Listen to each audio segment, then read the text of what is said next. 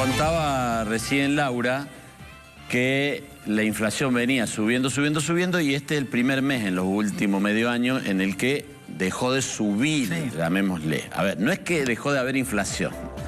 El número de ahora dejó de ser más alto que el del mes Moderó anterior. la suba. Sí. Ahora. Que es como que subiste al Ebre y ahora decís, uy, ahora sube te sentaste en una piedra que queda ahí más abajo. Claro.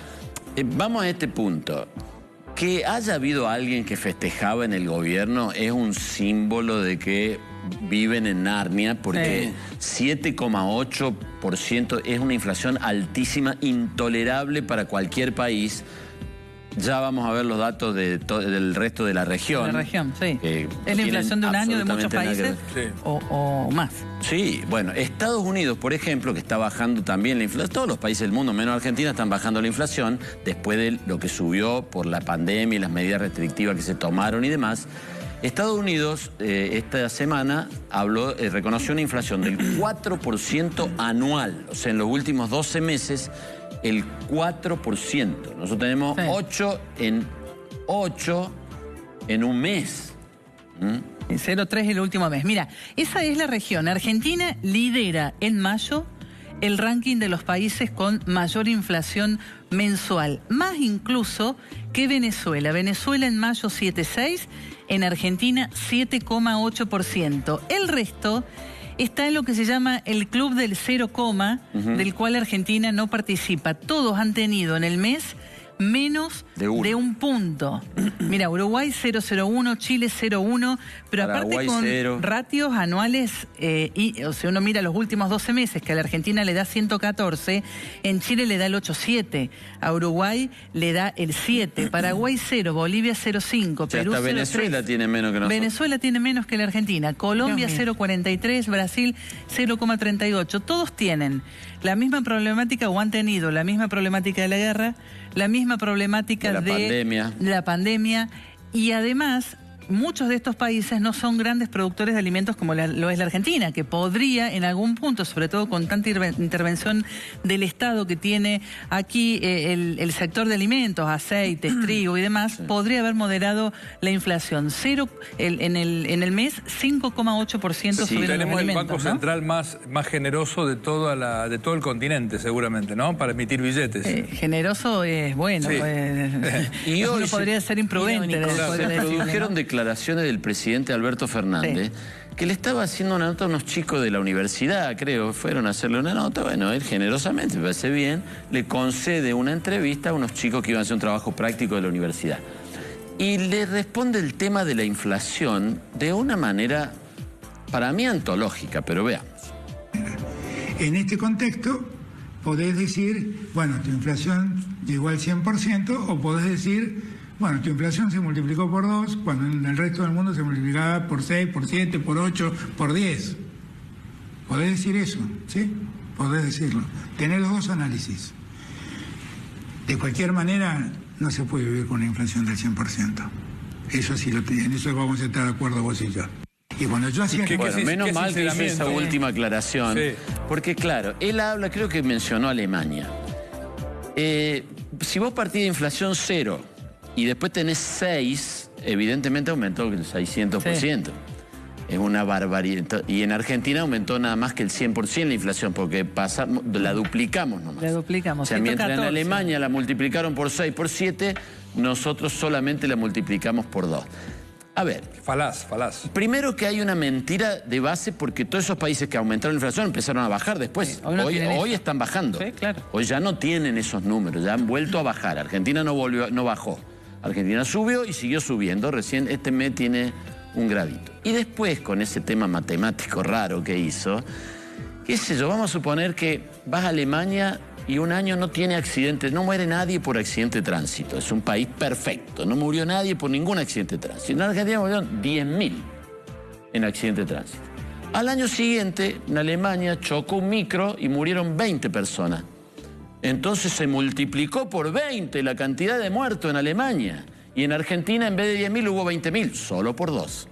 Es una ridiculez, es un planteo ridículo. Sí, no tiene en cuenta la nominalidad de eso. No lo puede hacer, no lo puede hacer un presidente. Después, menos mal que sobre el final aclaró que no se puede vivir con 100% de inflación anual. Sí, pero es el presidente, ¿no? Porque también pareciera un comentarista que dice que bárbaro. Volviendo al tema de la inflación, Alemania, cualquiera de esos países que vos pusiste recién de la región, tienen una moneda que la defienden. Sí, pero además es cierto, en la pandemia todos los fiscos del mundo salieron a asistir a sus sectores, ¿no? Es decir, hubo por eso hubo un calentamiento y una inflación. Pero hoy la Argentina está emitiendo al triple de lo que emitió en la pandemia. Es como si la pandemia se hubiera agravado, como si todo hubiera seguido como entonces, pero en aquel momento fue en parte para asistir con el IFE, con los REPRO, con los ATP y demás. Hoy no es para eso, es para un gasto desmesurado del Estado, para alimentar la bola de las LELIC y demás, ¿no? Ahí vemos los números de los sectores, mirando por segmento de variación, lo más alto, el mayor registro está en lo que es vivienda, servicios y otros. Ahí se anota el gas, se anota la luz, sobre todo para aquellos sectores sin subsidios que a partir de mayo tuvieron 0 de subsidio del Estado, por lo tanto una suba importante de la luz y del gas. Casi el 12%, restaurantes y hoteles 9,3%, la salud con aumentos programados para las prepagas el 9%, equipamiento y mantenimiento del hogar casi 9%, bueno, y así un número que miramos mucho son alimentos y bebidas no alcohólicas 5,8%. Para muchos eso que indica el consumo masivo es una alerta amarilla, porque que se haya moderado por debajo de lo que fue la inflación general, la suba de los alimentos, ya está planteando un escenario de recesión que de cara a las elecciones complica mucho, ¿no? Enfriar la economía es negativo porque te termina alterando después el empleo, te termina alterando el humor social, sin consumo, con estas tasas de inflación imposible financiarse. Bueno, es otro panorama que quizás tengamos que conversar mucho más en el segundo semestre. Ahí están las consecuencias entonces de este panorama de inflación y de precios imposibles de pagar para muchas familias. Sí, esta es la radiografía de los hogares hoy, ¿no? Un informe de Focus Market que habla de cuán endeudados estamos. Con los bancos, el 41% de los hogares tiene algún tipo de deuda. Esto es clásico, la tarjeta de crédito. Debes la tarjeta de crédito, en promedio cada hogar 361.700 pesos. En cuotas, paga el mínimo, bicicletea el resto, hace malabares, pero con los bancos el 41% de las familias tiene deuda. En general son sectores registrados, se debita cuando cobras y demás. Pero fuera de los bancos somos casi todos. Bancos. El 82% tiene algún tipo de deuda y acá entra todo. ¿Alguien te prestó plata?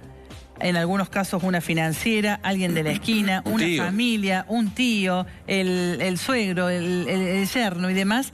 El 36% de las familias le debe a alguien.